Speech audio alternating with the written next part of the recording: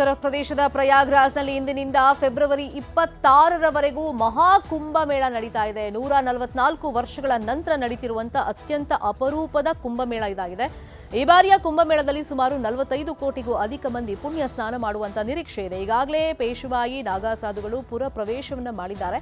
ಮಹಾಕುಂಭಮೇಳಕ್ಕೆ ಸಾಧು ಸಂತರ ಸಾಗರವೇ ಹರಿದು ಬರ್ತಾ ಇದೆ. ಇನ್ನು ನ್ಯೂಸ್ 18 ಕನ್ನಡ ಕೂಡ ಪ್ರಯಾಗ್ರಾಜ್ನಿಂದ ನಿರಂತರವಾಗಿ ನಿಮಗೆ ವರದಿಯನ್ನ ಕೊಡುವಂತ ಕೆಲಸವನ್ನ ಮಾಡ್ತಾ ಇದೆ. ನಮ್ಮ ಪ್ರತಿನಿಧಿ ರಾಘವೇಂದ್ರ ಗುಡಿ ಅಲ್ಲೇ ಇದ್ದಾರೆ ಮೊನ್ನೆಯಿಂದ. ಸೊ ಇವತ್ತಿನಿಂದ ಮೊದಲ ಸ್ನಾನ ಆರಂಭ ಆಗ್ತಾ ಇದೆ. ಸರಿಸುಮಾರು 1.5 ತಿಂಗಳುಗಳ ಕಾಲ ಅಂದ್ರೆ 45 ದಿವಸಗಳ ಕಾಲ ಈ ಪುಣ್ಯ ನೆಲದಲ್ಲಿ ಮಹಾಕುಂಭಮೇಳದ ವೈಭವ ಇರುತ್ತೆ. ಸುಮಾರು 40ರಿಂದ 45 ಕೋಟಿಯಷ್ಟು ಜನ ಇಲ್ಲಿ ಬಂದು ಪುಣ್ಯ ಸ್ನಾನ ಮಾಡುವಂತ ನಿರೀಕ್ಷೆಗಳಿದೆ. ಇನ್ನು ಈ ಬಗ್ಗೆ ಮಾಹಿತಿಯನ್ನು ಕೊಡೋದಕ್ಕೆ ಪ್ರಯಾಗ್ರಾಜ್ನಿಂದಲೇ ನೇರ ಸಂಪರ್ಕದಲ್ಲಿ ಕನೆಕ್ಟ್ ಆಗಿದ್ದಾರೆ ನಮ್ಮ ರಿಪೋರ್ಟರ್ ರಾಘವೇಂದ್ರ ಗುಡಿ. ಇವತ್ತಿನಿಂದ ಅಧಿಕೃತವಾಗಿ ಮಹಾಕುಂಭಮೇಳ ಆರಂಭ ಆಗ್ತಾ ಇದೆ. ನಿಮ್ಮ ಸುತ್ತಮುತ್ತ ಸಾಗರೋಪಾದಿಯಲ್ಲಿ ಜನ ಬಂದಿರೋದನ್ನ ಗಮನಿಸ್ತಾ ಇದೀವಿ. ಮೊದಲ ಸ್ನಾನ ಆರಂಭ ಆಗಿದೆಯಾ?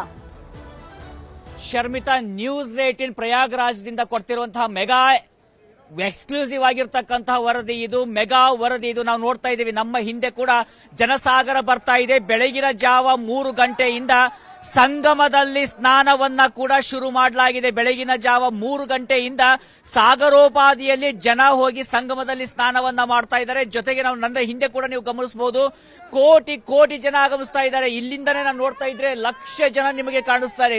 ನನ್ನ ಹಿಂದೆ ನೀವು ಗಮನಿಸ್ತಾ ಇದ್ರೆ ಲಕ್ಷ ಜನ ಕಾಣಿಸ್ತಾರೆ. ಅಷ್ಟು ಜನಸಾಗರ ಹರಿದು ಬರ್ತಾ ಇದೆ. ಒಂದೇ ಒಂದು ಕ್ಷಣ ಕೂಡ ನಾವು ರೋಡ್ ಅನ್ನ ಖಾಲಿ ನೋಡೋದಕ್ಕೆ ಸಾಧ್ಯ ಆಗ್ತಾ ಇಲ್ಲ.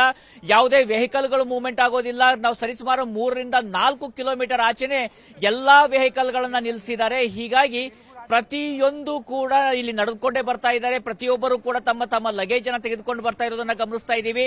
ಇವತ್ತಿನಿಂದ ಫೆಬ್ರವರಿ 26ನೇ ತಾರೀಕಿನ ತನಕ ಈ ಕುಂಭಮೇಳ ನಡೀತಾ ಇರುತ್ತೆ. ಅದರಲ್ಲೂ ಪ್ರಮುಖವಾಗಿ ನಾಳೆ ಅತ್ಯಂತ ಮಹತ್ವದ ದಿನ ಶರ್ಮಿತಾ. ಬೆಳಗಿನ ಜಾವ 2:40 ಬ್ರಾಹ್ಮಿ ಮುಹೂರ್ತ ಇದೆ, ಬ್ರಹ್ಮ ಮುಹೂರ್ತ ಇದೆ. ಅದಾದ ಬಳಿಕ ನಾಗಾ ಸಾಧುಗಳ ಶಾಹಿ ಸ್ನಾನ ನಾಳೆಯಿಂದ ಶುರುವಾಗುತ್ತೆ.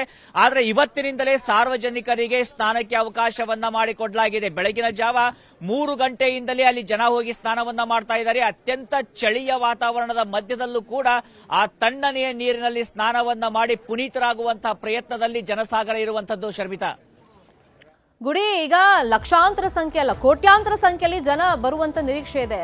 1.5 ತಿಂಗಳಲ್ಲಿ ಸುಮಾರು 40ರಿಂದ 45 ಕೋಟಿ ಅಂದ್ರೆ ಅದು ಸಾಮಾನ್ಯದ ವಿಷಯ ಆಗೋದಿಲ್ಲ. ಸೊ ಈ ನಿಟ್ಟಿನಲ್ಲಿ ಮೂಲಭೂತ ಸೌಕರ್ಯಗಳು ಅಷ್ಟೇ ಒದಗಿಸಬೇಕಾಗುತ್ತೆ. ಉತ್ತರ ಪ್ರದೇಶ ಸರ್ಕಾರ ತಯಾರಿ ಮಾಡ್ಕೊಂಡಿತ್ತು. ಆ ಫೆಸಿಲಿಟಿ ಬಗ್ಗೆ ಹೇಳೋದಾದ್ರೆ ಗುಡಿ,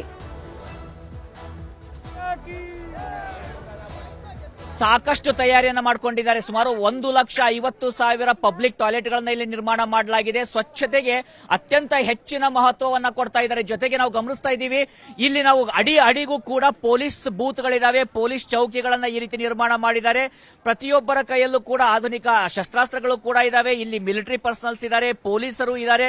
ಈ ಸೆಕ್ಯೂರಿಟಿ ವಿಚಾರದಲ್ಲೂ ಕೂಡ ನಾವು ಗಮನಿಸ್ತಾ ಇದ್ದೀವಿ. ಸಾಕಷ್ಟು ಮಟ್ಟಿನ ಇದು ಎಚ್ಚರಿಕೆಯನ್ನ ವಹಿಸಲಾಗ್ತಾ ಇದೆ. ಯಾವುದೇ